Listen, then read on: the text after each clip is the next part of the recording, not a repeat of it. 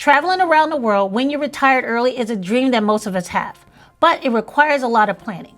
In this video, I'm going to show you how you can continue to travel around the world without impacting your finances that you set aside to retire early that will last you for years to come.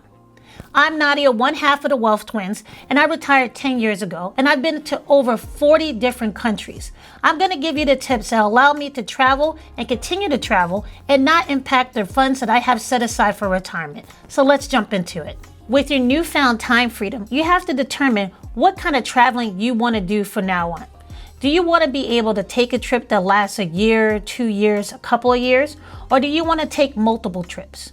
I know when it comes to traveling after you retired early, the narrative that most people show are people who grab a backpack and just take off for years at a time.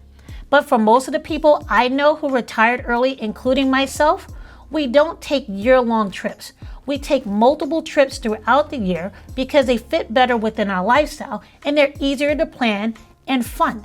There's already a lot of planning that goes into being able to retire early and making sure your funds last you for 30, 40, 50 years. Adding on travel to that, it's a lot of extra stress you don't need to put in yourself if you decide to travel multiple times throughout the year. Now, maybe later on into your early retirement journey, you may decide to pick up and do a longer term vacation, but in the beginning, it might work better for you to take multiple trips for shorter periods of time in order to start gauging how much money you're spending on each of those trips and then determining where you want to be for a longer period stay. For me, I take 3 to 5 trips a year and do longer stays in the summertime because that's what my kids' schedule allow me to do. But those 3 to 5 trips a year I make sure that those are actual vacations and I make sure that we're not rushing. We take about 7 to 10 days on those trips. Now, if I'm not traveling with my family, I have no problem taking a quick trip 3 or 4 days and then coming back. The point is that you have to find out what works better for you.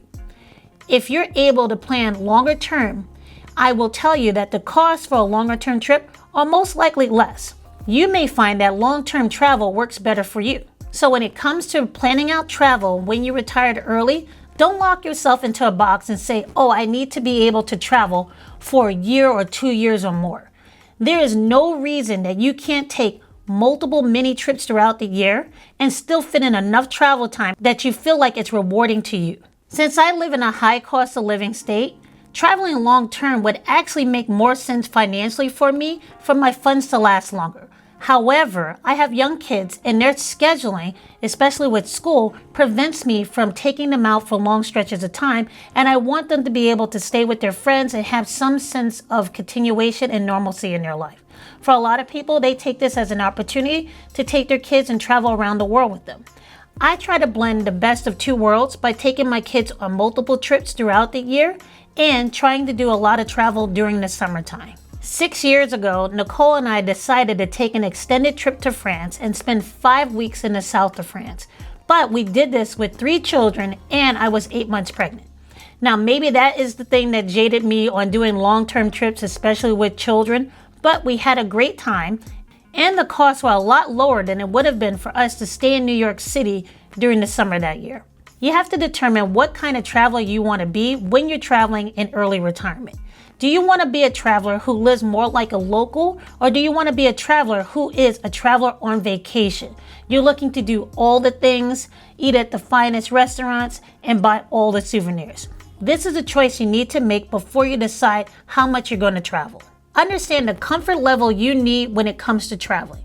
Now, I've traveled a lot, and I'm a pretty frugal traveler, but there's certain things that I will not sacrifice on. I will make sure I have a great hotel if I'm traveling for less than 2 weeks.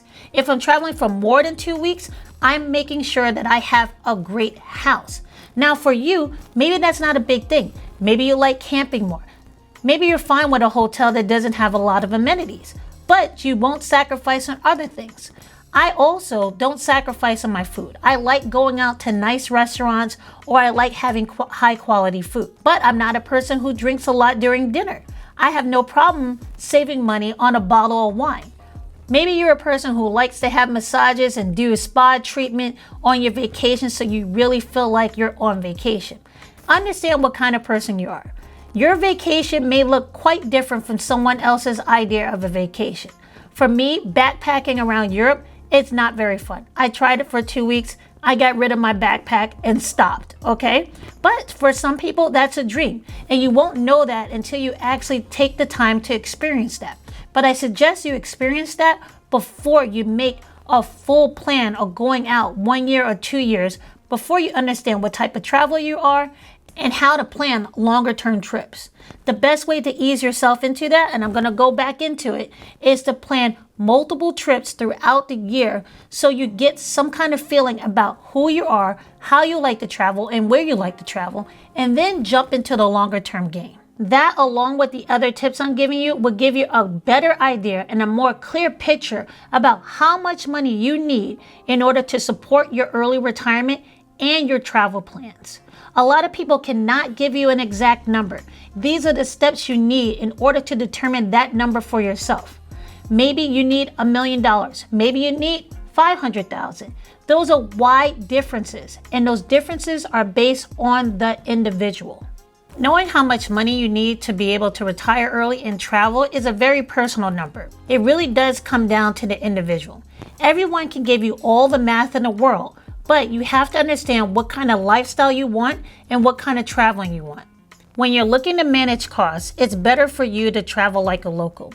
If I go anywhere for over 2 weeks, I most likely will rent a house. And I'm not talking about an Airbnb, but you can probably do that too. But I'm renting a house in order to keep my costs low. Renting a house is usually a lot cheaper than renting a hotel room for over 2 weeks. When renting a house, it gives me the ability to control the food that I eat. Instead of eating out every night, I'm able to cook food in the house.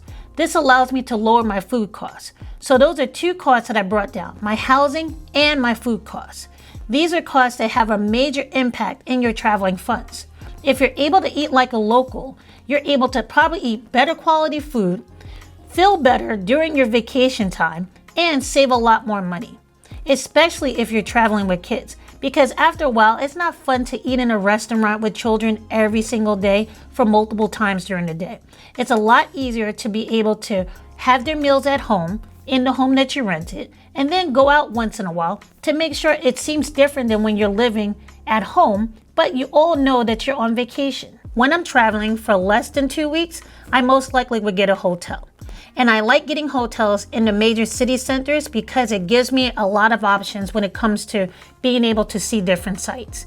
Either you're able to walk or you're able to take public transportation, which also lowers your costs when it comes to traveling abroad. When I'm staying abroad for longer than 2 weeks, I like to rent a car. When it comes to renting a car, most of the time you'll find that automatics will cost more than manual cars. In the US, we're used to driving an automatic car. If you learn how to drive a stick shift, your costs will be lower. For me, I haven't learned to drive a stick shift yet. That's one of the goals I have on my bucket list. But for now, I drive automatic. So you have to plan to spend a little bit more when it comes to automatic cars, especially if you're traveling outside of the US, because the automatic cars are not as popular. Now, when it comes to traveling, a word of warning. I don't want you to wait until you retire early in order to start traveling. It's best for you to start traveling before you retire because you want to understand what kind of traveler you are. I know the dream of traveling is very appealing, but a lot of us get stuck in our comfort zone. So when you start traveling at a later age, you may not understand what kind of traveler you are, and you may not be able to get all the comforts that you're used to at home. Are you a low maintenance traveler? Are you a high maintenance traveler? Those things will come to light once you start traveling and getting out of your comfort zone. If you have travel experience before you retire early, it makes your traveling abroad after you retire a lot more enjoyable. You know what you're able to put up with, and you know what you're not able to put up with, and you understand how your travel partner will be. Now, sometimes when you retire early, you may find yourself traveling a lot of the times by yourself. I suggest you take little trips abroad, no more than a week, and put yourself in different situations. It's good to find out how you are when you travel abroad than waiting until after you retire and adding on the experience of travel that you've never done before on top of the new experience of retiring early. If you haven't traveled a lot before retiring early, one of the best ways to see a lot of countries in a short period of time and save money is through cruises. Now, I know a lot of you are going to get on my case about cruising and how bad it is for the environment, and it's true. But if you're not used to traveling, especially if you're traveling on your own, cruises are the best way to go.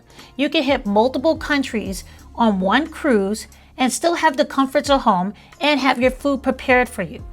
This is one of the easiest ways to break into traveling and being able to see a lot of different places at one time. If you find a country that you like, you can plan on taking a trip to that country specifically and staying a longer time there. But cruises give you a way to see those countries and give you an idea if you want to go back to them. Cruises are very affordable and are great because they include your food and your housing and entertainment. And they're great for families. Cruises allow you to travel as a whole. You can have the kids babysat on the boat, and you and your spouse or you and your partner can go explore the islands that you go visit or the different countries you go visit and see if this is a place you want to take the whole family later on. When you retire early, I know the temptation is to travel as much as possible with your newfound time freedom, but what you'll learn is that a lot of your interests and hobbies may take priority over your need to travel. You still have a life after you retire early. And if you plan accordingly, you have a lot of your time already taken up by your personal interests. Now you have the time to pursue the life you really wanted. Now, if that life is a life of travel, that's great. But what I've found is that you'll have a lot of interests that will keep you in one location longer than you expect. You'll have different volunteer activities you want to do.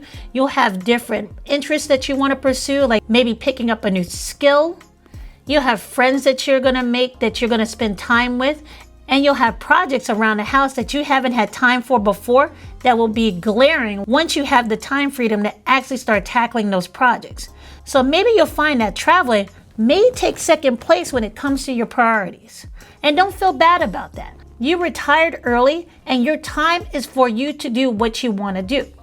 You can still travel throughout the year and no one's going to look at you and say, hey, you retired early. How come you're not traveling and sitting on the beach all day? Because I'm telling you now, that could get quite boring. After a while, you have to get back to regular life, and the best way to maintain a regular life and your need for traveling is to do multiple trips throughout the year, in my personal opinion.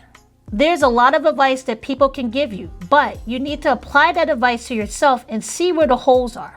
There will be holes in your health insurance, there will be holes into your day-to-day life that you have to take care of, and there will be holes even in your plans for traveling. I'm being honest with you. Each person is different. You can plan as much as you like, but those plans will change once you put yourself in the middle of retiring early and traveling. So my suggestion is, first, try to acclimate yourself with the life of being retired early. Then take multiple trips throughout the year to see what kind of traveler you are, and then plan longer term trips.